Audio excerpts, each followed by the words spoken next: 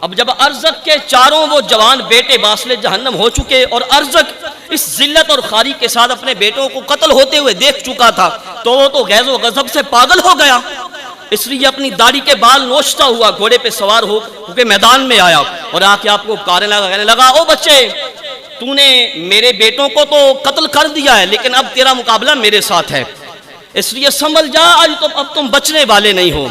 मगर हज़रत कासिम बिन हसन जो अली मुर्तज़ा के पोते थे, इमाम हसन मुज्तबा के साहिबजादे थे, इमाम आली मकाम के भतीजे थे, आपने फरमाया, अर्ज़क तू जानता नहीं है, हमारे रगों में रसूलुल्लाह का खून भी है, अली मुर्तज़ा का खून भी है। उसने तलवार निकाली हमला करने के लिए। हज़रत कासिम बिन हसन ने भी अपनी बयान से तलवार निकाली, वही जो उसके बेटे से छीनी थी।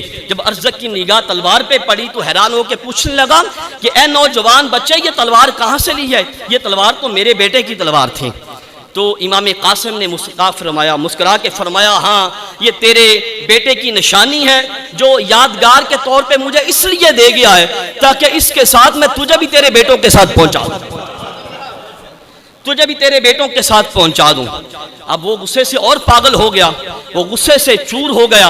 जब वो आगे बड़ा हमला करने के लिए तो हज़रत कासिम बिन हसन ने फरमाया, ए अर्ज़क, हम तो तुझे बड़ा तजर्बाकार समझते थे, हम तुझे बड़ा पहलवान समझते थे और तुझे बड़ा समझदार समझते थे, मगर तू तो अदाड़ी निकला है कि तेरे घोड़े की काठी पेटी ढीली हो गई है, तुझे उसकी भी खबर नहीं।